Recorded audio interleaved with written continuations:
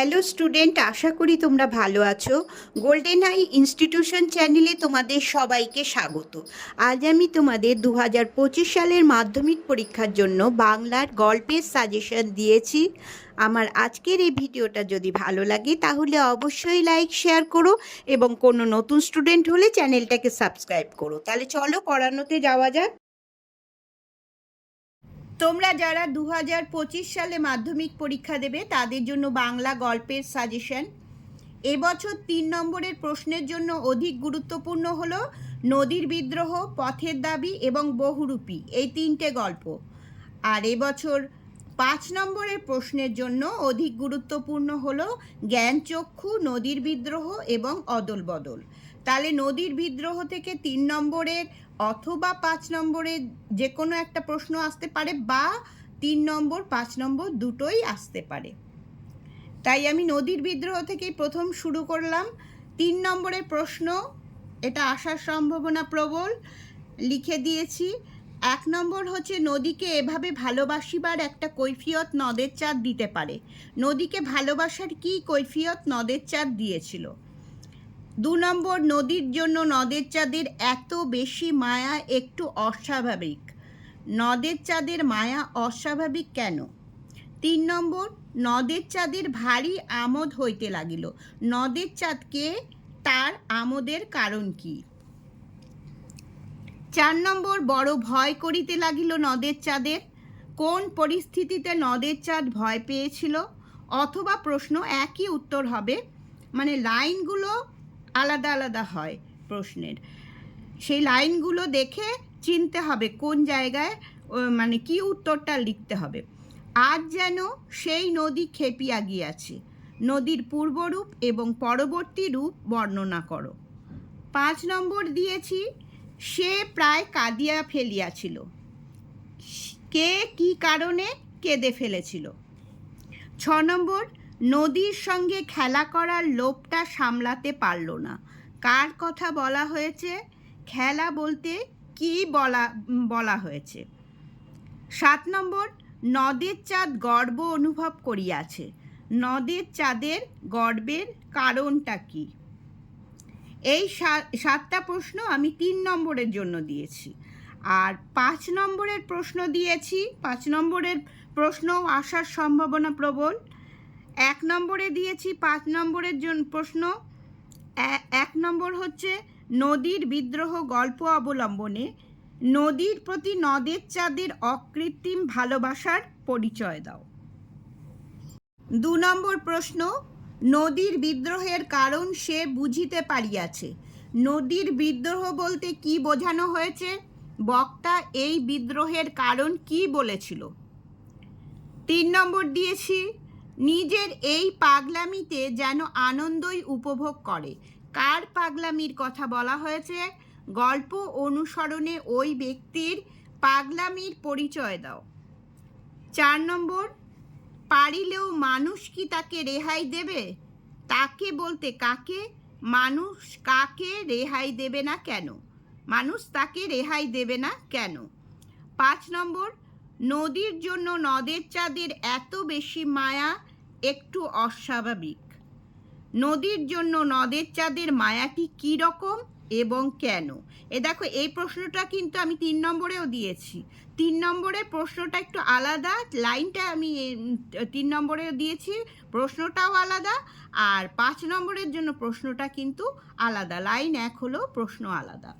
Students, আমি আগে নদীর বিদ্রোহ থেকে অনেক প্রশ্ন উত্তর দুটো ভিডিওতে দিয়েছিলাম। আমার মনে হয় সেই দুটো ভিডিওর প্রশ্ন উত্তরগুলো তোমরা যদি পড়ো তাহলে নদীর বিদ্রোহ থেকে সমস্ত প্রশ্নের উত্তর তোমাদের পড়া হয়ে যাবে। তাই ভিডিও দুটোর লিংক আমি ডেসক্রিপশন বক্সে দিয়ে দিচ্ছি। এবার বহুরূপী গল্প থেকে 3 নম্বরের প্রশ্ন। বহুরূপী থেকে 5 নম্বরের প্রশ্ন আসার সম্ভাবনা কম, 3 নম্বরের প্রশ্ন আসার সম্ভাবনা বেশি। 1 নম্বর প্রশ্ন, সে ভয়ানক দুর্লভ জিনিস। কোন জিনিসের কথা বলা হয়েছে? তা দুর্লভ কেন? 2 নম্বর, তাতে আমার ঢং নষ্ট হয়ে যায়। ঢং বলতে কি বোঝানো হয়েছে? কিসে বক্তার ঢং নষ্ট হয়ে যায়? এটারই একটা অথবা প্রশ্ন আছে। হরিদার এই কথার সঙ্গে তর্ক চলে না। কোন কথার সাথে কেন তর্ক চলে না? এটার আরেকটা লাইন আছে, সেটা হচ্ছে একই উত্তর হবে, কি অদ্ভুত কথা বললেন হরিদা। হরিদাকে তার বলা কোন কথাকে কেন অদ্ভুত বলা হয়েছে? এই স্টুডেন্ট, এই লাইনগুলো তোমাদের চিনতে হবে। এটা কিন্তু একটা ভীষণ ইম্পর্টেন্ট জিনিস। হ্যাঁ, একই জায়গা দিয়ে একই প্রসঙ্গে অনেক লাইন আছে, সেই জন্য বারবার তোমাদের আমি বলি গল্পগুলো বারবার রিডিং পড়বে। 3 নম্বর, আশ্চর্য হয়েছি, একটু ভয়ও পেয়েছি। বক্তাকে কাকে দেখে কেন এই অনুভূতি হয়েছিল? 4 নম্বর, আপনি কি ভগবানের চেয়েও বড়? কে কাকে এ কথা বলেছে? তাকে এ কথা বলা হয়েছে কেন? বহুরূপী থেকে 5 নম্বর প্রশ্ন, বাহ, এ তো বেশ মজার ব্যাপার। কোন ঘটনাকে মজার ব্যাপার বলা হয়েছে? এরই একটা অথবা প্রশ্ন। গল্প শুনে গম্ভীর হয়ে গেলেন হরিদা। কোন গল্পের কথা বলা হয়েছে? হরিদা কেন গল্প শুনে গম্ভীর হয়ে গিয়েছিলেন? কেন গল্প শুনে কেন গম্ভীর হয়ে গিয়েছিলেন? এই 5টা প্রশ্ন দিলাম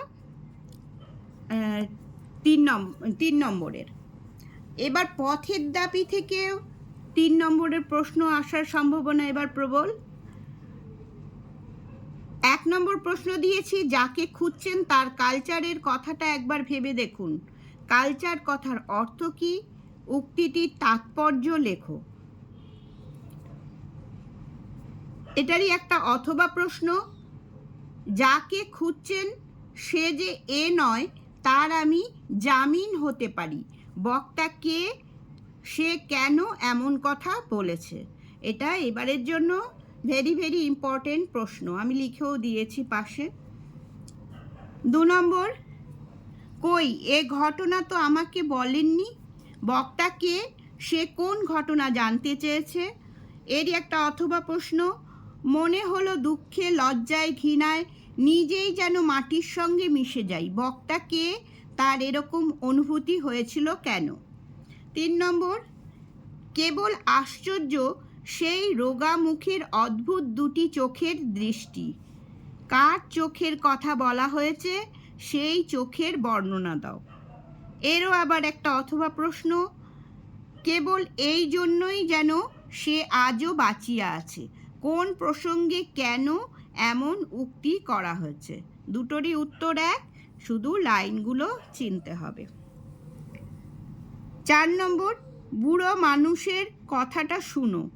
এবারের জন্য এটা খুব ইম্পর্টেন্ট। বক্তাকে, সে কাকে কোন কথা বলেছে? 5 নম্বর, বাবুজি এসব কথা বলার দুঃখ আছে।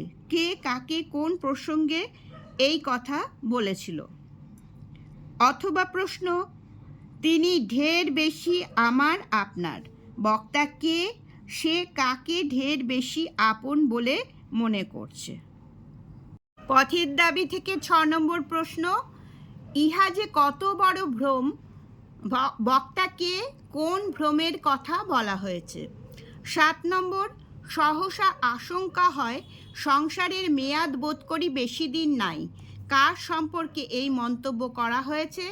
কেন এমন বলা হয়েছে? এবার দেখো 5 নম্বরের প্রশ্ন। আমি নদীর বিদ্রোহ থেকে 5 নম্বরের প্রশ্ন তো আগেই দিয়ে দিয়েছি, আর এবার অদল বদল থেকে 5 নম্বরের প্রশ্ন। এটা অদল বদল থেকে 3 নম্বরের প্রশ্ন আসার সম্ভাবনা এবার কম, 5 নম্বরের বেশি সম্ভাবনা, সেই জন্য আমি 5 নম্বরের গুলোই দিয়েছি। 1 নম্বর, ও আমাকে শিখিয়েছে খাঁটি জিনিস কাকে বলে। কে কাকে শিখিয়েছে? খাঁটি জিনিস বলতে কি বোঝানো হয়েছে? এটা এবারের জন্য ভেরি ভেরি ইম্পর্টেন্ট প্রশ্ন। এটা এই অথবা প্রশ্নটাও আসতে পারে, অথবা একই উত্তর হবে তোমাদের এটায়। অথবা প্রশ্নটা হচ্ছে, অমৃতের জবাব আমাকে বদলে দিয়েছে। বক্তা কে? অমৃতের জবাব তাকে কিভাবে বদলে দিয়েছিল? 2 নম্বর প্রশ্ন, অমৃত সত্যি তার বাবা মাকে খুব জ্বালিয়েছিল। অমৃত কিভাবে তার বাবা মাকে জ্বালাতন করেছিল? 3 নম্বর, বলতে গেলে ছেলে দুটোর সবই একরকম, তফাৎ শুধু এই যে ছেলে দুটো কে কে, তাদের মধ্যে তফাৎ কোথায়? এটাও এবারের জন্য ইম্পর্টেন্ট প্রশ্ন। এটারই একটা অথবা প্রশ্ন এভাবেও আসতে পারে।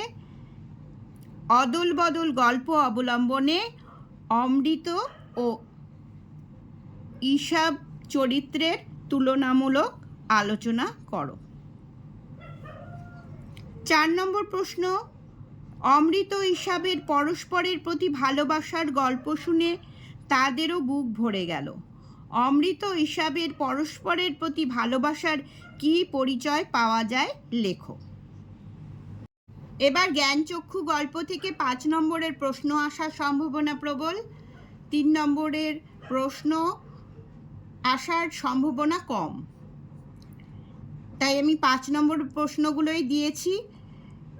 1 নম্বর, পৃথিবীতে এমন অলৌকিক ঘটনাও ঘটে, কোন ঘটনাকে অলৌকিক বলা হয়েছে? সেই ঘটনার প্রতিক্রিয়া কি হয়েছিল? জ্ঞানচক্ষু গল্প অবলম্বনে লেখো। অথবা হচ্ছে, তবে তপনেরই বা লেখক হতে বাধা কি? লেখক হতে তপনের বাধা নেই কেন? তপনের লেখা প্রথম গল্প ছাপা হওয়ার পর তার কি অভিজ্ঞতা হয়েছিল? হ্যাঁ, এটা এবারের জন্য ইম্পর্টেন্ট জ্ঞানচক্ষু থেকে। 2 নম্বর, নতুন মেশোকে দেখে জ্ঞানচক্ষু খুলে গেল তপনের। জ্ঞানচক্ষু বলতে এখানে কি বোঝানো হয়েছে? কিভাবে তপনের জ্ঞানচক্ষু খুলেছিল? গল্প অবলম্বনে লেখো। 3 নম্বর, তপনের মনে হয় আজ তার জীবনের সবচেয়ে দুঃখের দিন। কোন দিনের কথা বলা হয়েছে? সেই দিনে তপনের কি অভিজ্ঞতা হয়েছিল? এটারই একটা অথবা প্রশ্ন। যে ভয়ঙ্কর আহ্লাদটা হবার কথা, সেই আহ্লাদ খুঁজে পায় না। আহ্লাদ হওয়ার কথা ছিল কেন? আহ্লাদ খুঁজে না পাওয়ার কারণ কি? এটাও আমার এবারের জন্য ইম্পর্টেন্ট বলে মনে হয়েছে। 4 নম্বর প্রশ্ন, জ্ঞানচক্ষু অবলম্বনে তপনের চরিত্র আলোচনা করো। একটা চরিত্র, যে কোনো গল্প থেকে একটা চরিত্র একটা চরিত্র সম্বন্ধে লিখতে দেয়, সেই জন্য এবারে তপনের চরিত্রটা কিন্তু জ্ঞানচক্ষু থেকে ইম্পর্টেন্ট। 5 নম্বর, তপন আর পড়তে পারে না, বোবার মতো বসে থাকে। তপন কেন পড়তে পারে না? গল্প পড়ার দিনে তপনের কি বিশেষ অভিজ্ঞতা হয়েছিল? তাহলে গল্প থেকে এবারে 2025 সালে মাধ্যমিকের জন্য সাজেশনে এই কটা প্রশ্ন তোমরা তাড়াতাড়ি উত্তরগুলো রেডি করে ফেলো। তাহলে আজ এই পর্যন্তই। তোমরা সবাই ভালো থেকো।